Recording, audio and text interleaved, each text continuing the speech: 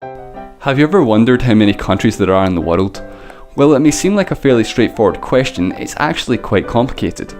The problem is that it depends on who you ask as to what answer you get, and there isn't one generally accepted answer. Also, the word country has no official meaning. A good place to start might be an organisation that knows what they're talking about, the United Nations. There are currently 193 members of the UN. This is why this is the lowest number you'll ever hear as to how many countries there are. Along with the 193 members, the UN also has two permanent non-member observer states, the Holy See, representing the Vatican City State, and the State of Palestine. Despite not being a member, the Vatican City is a country and is recognised by everyone as such. This is despite the fact that it's a country within a city within a country, and small not only by a country or city standards but more compatible in size with that of a small village with a population of around 800 and a land area of less than half a square kilometre. It is officially the smallest country in the world, and compared to the largest country it is 38 million times smaller than Russia. But size doesn't matter, and the fact of the matter is Vatican City is a country. So, logic would dictate that the State of Palestine is also a country then, right? Well, no, not yet anyway. The State of Palestine does want to be a full member of the UN and submitted an application in November 2011. However, the only reason the Holy See isn't a full member is simply because it doesn't want to be, possibly because it wants to remain neutral. It seems unlikely that Palestine will gain full membership for one reason: the United States of America. If you're unaware of the situation in the Middle East, the Palestinians and the Israelis have been waging war on and off for decades, and with Israel being a close ally of the United States, who often provide financial and military assistance to Israel, the US has always voted against Palestine. This is despite President Obama saying he does want a sovereign Palestinian state. The US didn't even want Palestine to become an observer state, but they still won an overwhelming majority. However, in order to gain full membership, the decision lies with the UN Security Council. The Security Council is made up of 15 members, 5 permanent members, also known as the Big Five, and 10 non-permanent members who serve for 2 years. To become a full member of the UN, a country must obtain a 2/3 majority vote. The Big Five consist of China, Russia, France, the United States, and the United Kingdom, all of whom have what's known as veto power, in which they can veto any UN resolution and it won't get passed, even if all other 14 members are in favour of it. Therefore, the US can simply veto any membership application made by the State of Palestine. The UN aside though, there are other reasons why you might hesitate to call Palestine a country.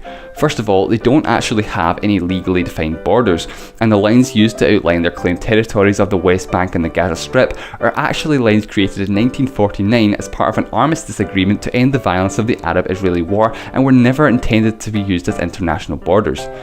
On top of this, the Israeli army control huge parts of their land, although this is widely considered by an entire international community as a breach of international law. Moving on, the US Department of State lists 195 independent countries, and these are the 193 members of the UN, the previously discussed Vatican City, as well as the Republic of Kosovo. Kosovo is a partially recognised country in Eastern Europe that declared its independence from Serbia in 2008. However, Serbia rejects their independence and claims that Kosovo is a province of Serbia. Currently, 100 of the 193 members of the UN recognise Kosovo as a country according to KosovoThanksYou.com, a website that thanks every country for recognising them in their native language. Kosovo hasn't made an application for UN membership. This is because the UN Security Council's Big Five is split on the issue of Kosovo independence. While the UK, the US and France all recognise Kosovo and have diplomatic relations with them, Russia and China do not. If all 5 were asked, is Kosovo a country, you would get a variety of different responses, but suffice to say the resolution would not get passed. Now, according to a website I use quite a lot, about.com, there are 196 countries. They list the same 195 as the US Department of State plus one more, Taiwan. The situation with Taiwan is an incredibly complex one that basically boils down to whether Taiwan is its own country or part of China. While it is officially considered part of China by the UN, it effectively operates as its own country, and China has no jurisdiction within Taiwan. Taiwan's official name, by the way, is the Republic of China, not to be confused with the People's Republic of China, or as they're more commonly known, well, China. To fully understand the situation, we need to go all the way back to 1895 when the Japanese Empire took control of the island of Taiwan from the Qing dynasty.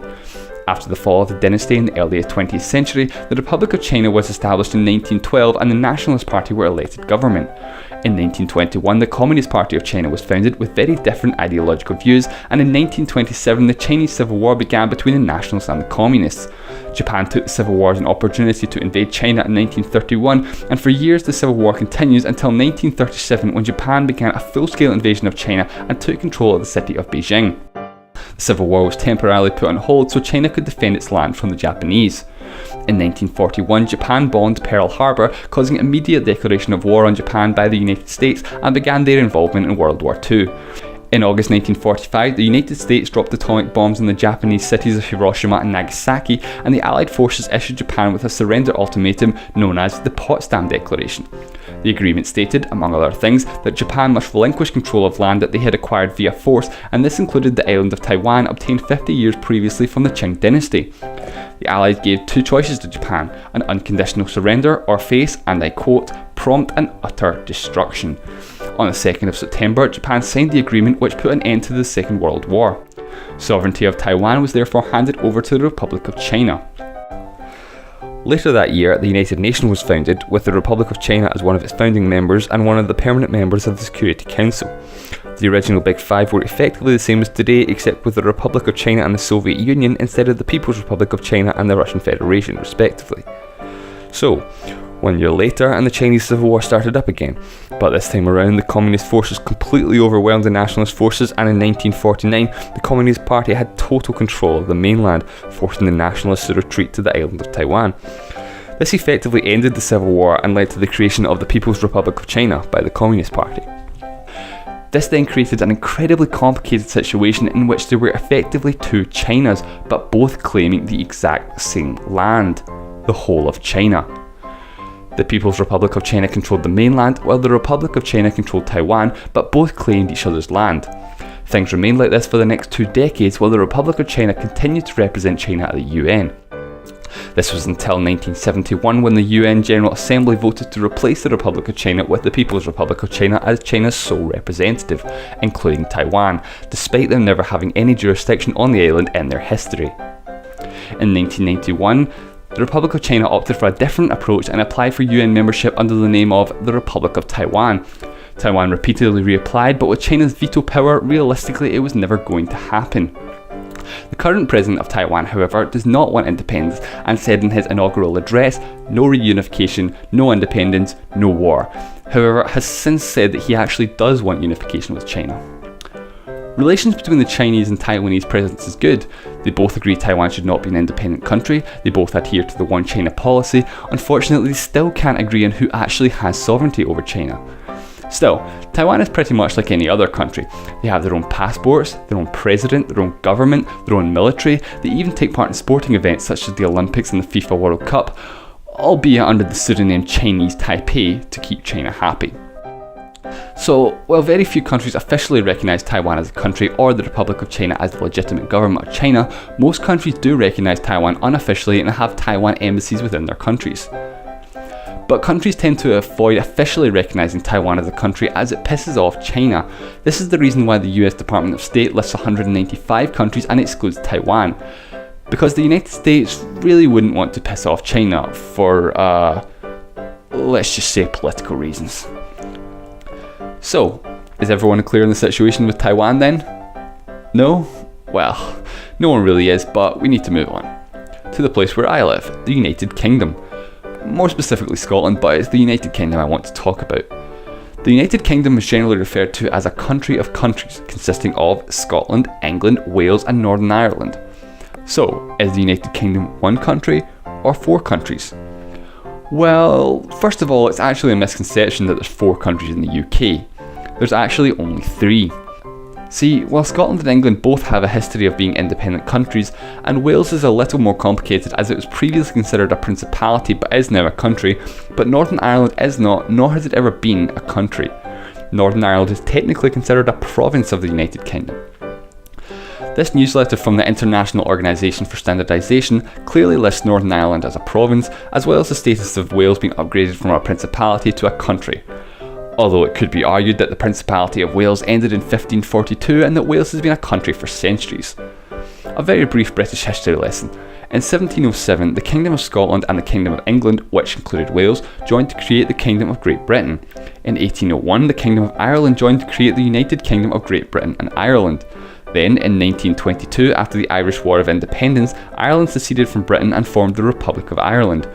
Believe it or not, very briefly, the whole island of Ireland seceded from Britain, but Northern Ireland quickly and expectedly rejoined to create the United Kingdom of Great Britain and Northern Ireland, which is what it's known as today. So, Northern Ireland was part of Ireland and is now part of the UK, but has never been a country in its own right. Northern Ireland doesn't even have its own official flag.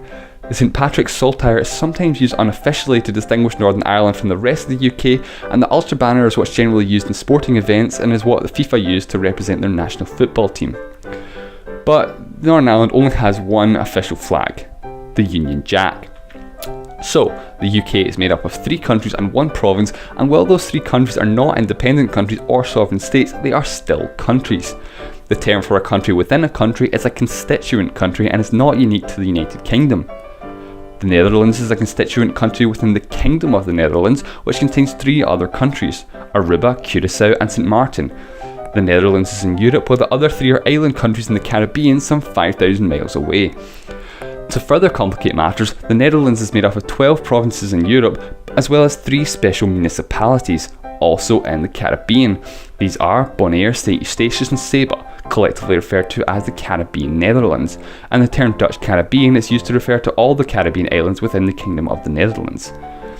All 4 countries within the kingdom are considered equal, but in reality 98% of both population and land area are within the 12 European provinces. Another example would be the Kingdom of Denmark, which holds sovereignty over the 2 autonomous countries of Greenland and the Faroe Islands, Greenland being the world's largest island that is not a continent, and the Faroe Islands are a small archipelago north of Scotland, but despite Greenland being over 1,500 times the size of the Faroe Islands, both have a similar population of around 50,000.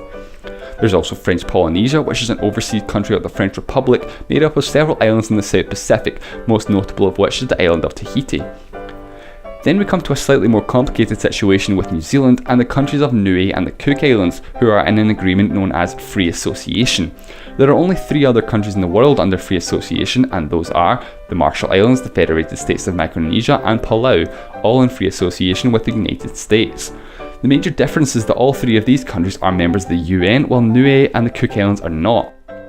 Freely associated states can be thought of as both independent or not, or even both.